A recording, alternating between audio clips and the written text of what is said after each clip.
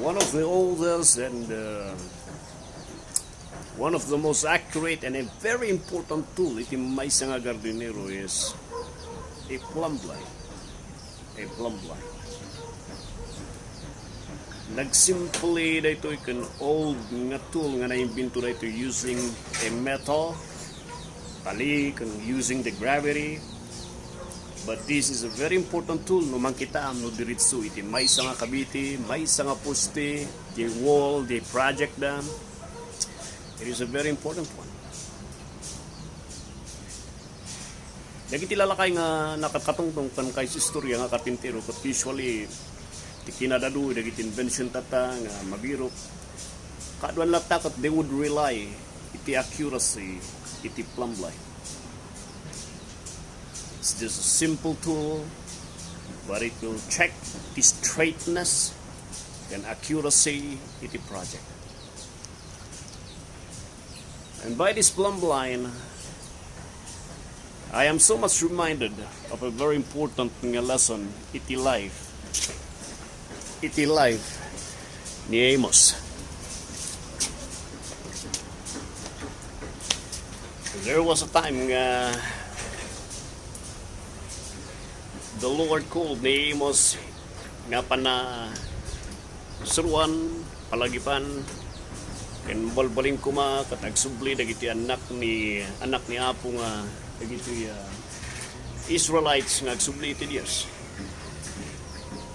And by using an object lesson iti dayto nga targaga iti Dios, he uses iti plumbline. Never did I appreciate iti book ti Amos before. Panangkitak ti book iti Amos ini kat kaslang awan kakarga-karga na, but the book of Amos kat nabak na nga ipakita na kadatay ti asi kat parabor iti Dios. Nga though how wicked iti anak na, he still give them iti mercy na, he extended them iti grace na, and yet he even like them to repent of their sins. And here could we also seeing kasapno kapangpangas ti tao nga do kasya iti kayat ni Apo Diyos nga mapasamak, people yet rejects iti grace ken mercy ken ayat iti Dios ken tsansa iti Dios nga ititid na kanya. Napangas ti tao. Kuna ni Apo Diyos kini Amos iti Amos chapter 7 verse 7 ken 8. Nagpakita ni Apo Diyos kini Amos kat kunana nagtakder isuna iti maysa nga wall, and he said to the wall, Amos, kita mo kanina ito iyam ko, adaak iti wall, anya da iti igam ko. Kat kunana ni Amos, Apo maysa nga plumbline. Amos aray ba kaniyam. Kasla da iti plumbline nga na ito eh. Da ito iti wall, and I'm going to measure and I'm going to examine iti straightness na iti wall, and no bumagsak na iti wall nga ito ako palampasan gapti bagan kan barbaan na iti nga wall nga ito nga dusak isudat iti ko. The wall is referring to the nation iti Israel, and the plumbline kat isu iti sao iti Dios. Ni Amos iti minsahero na, and kunana, that is your ministry, Amos. I'm going to let you carry my plumbline, my word. And I'm going to let you speak iti minsay of repentance that these people nga tagbabawi dati basong da, and if they won't repent of their sins, nga i-check iti biyagdan o kiludak at isimpada iti biyagdan, kunani nga po Diyos, I'm going to pour out iti ungot ko kanyada kan dusa kanyada. Napan ni Amos, that is what he did. And kuna ni Amos kanya na dagiti na tao, dagiti prophet, di may isang leader, di high priest, di land, di Amasaya. He brought them the message of that plumbline, the message of hope. Nagbabawi na kumakanasi, but ti kuna ni Amasaya, you shut up your mouth, naggalaw-ngaw ka nga tao. Anya ti credential mo, may isa ka lang mat nga gardinero. Biskag dungog dati adi panitia tinagibasik da ken kwinisyunaran ni Amasaya iti status ken biag nga estado iti maysa nga misayo. Anya ti bagbagam nga tusad-usa. Mayat kami ti sangwanan ti Dios. Nasayat kami. Anya ti kunak-kunang magbabawi, agbababawi. Ano kanam sisa? Mayat kami, ayatan na kami ti Dios. Oh, it just reminds us iti kadatay. It's already 6 months and the Lord had given us iti chance to sit down, agtrabaho ti ubod, and agpanunot ti utok nga kitaan tayo ti bagbagit iti sangwanan ti Diyos. You have already heard a lot of messages about the Plumbline, which is the Word of God, specifically the Gospel nga mang-idiritso iti biyan. Ano ko na tayo nga yung Gospel, I am talking about the final, the sufficient, the victorious death, burial, and resurrection ni Kristo Jesus.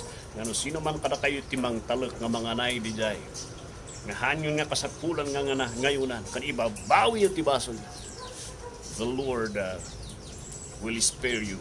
Iti maaso na. Iti maaso ti hukom na. Oh my friend, have you fully trusted that gospel nga mangisimpa kanya iti Dios? Anya nga gospel ti pagtatalkam nga mangidiritso iti biyag kanya. Iti biyag mo iti sangwanan ti Dios. Let me tell you that there's only one gospel, and anybody who would add iti sa bali nga ebanghelyo ti Galatians chapter 1 verse 6 to 8, they are already condemned to hell. No sukatak kan ngayunak kan kurang tinaramin ni Kristo di panakatay ket panakaykali panagungar na. And I'm going to tell you that that is not enough. You need to be in a membership iti may nga church tapno talaga nga may salakan ka, and you need to do the sacraments tapno masigurado kandagiti nga seremonya. And I'm going to add ginaramin ni Kristo di krus ti Kalbaryo. Then God's curse nga is better for me and you to be in hell. I am reminded of that rich man. Lazarus, when the rich man, in Luke chapter 16, timtong na chimpo na tayo, the rich man. And the rich man, when he died, he lifted up his eyes, the karawan out of the hill, and he was shouting for mercy. He was asking for requesty water, but it was denied. He asked for another request. Lord, ibawon mo man ni Lazarus that he would bring iti mensahe nga mangispal kanya dang handamot mapan dito iyan. But Abraham said, they have the prophets, they have the preachers, and if they won't listen to the message of the Plumbline, iti mensahe iti ebanghelyo, you wait them here iti hell. Kaya nagkakadwa kayo nga madusa ito. Apay nga isakripisyo mo kaningayan mo iti pamilyam kananak mo. Nga mangag mo iti mensahe iti ebanghelyo, and yet ingga natatakathan mo nga patpat yan. Gapustanaya na imasaya ti baso. Aging ganahan mo nga ibatan na itang basol mo.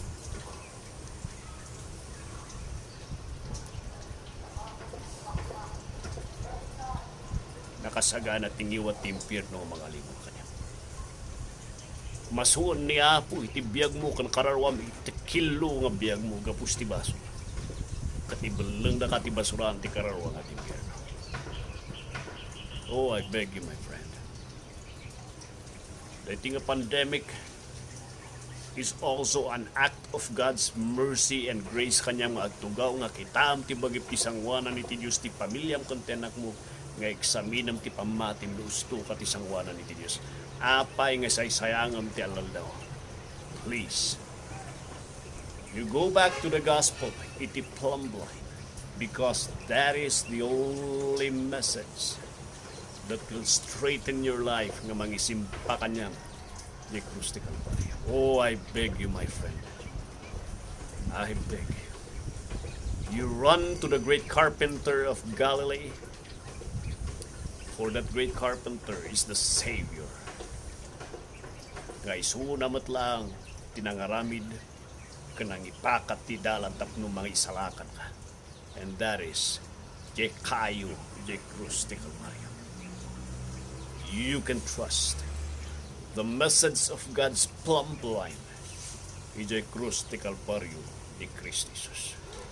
Please, run to that great carpenter nga ni Jesu Cristo, and He will express and He will extend you iti mercy and grace. I beg you, my friend, I beg you. You run to Him in repentance. You run to Him in faith. And you run to Him with all sincerity. I beg you, my friend. I beg you.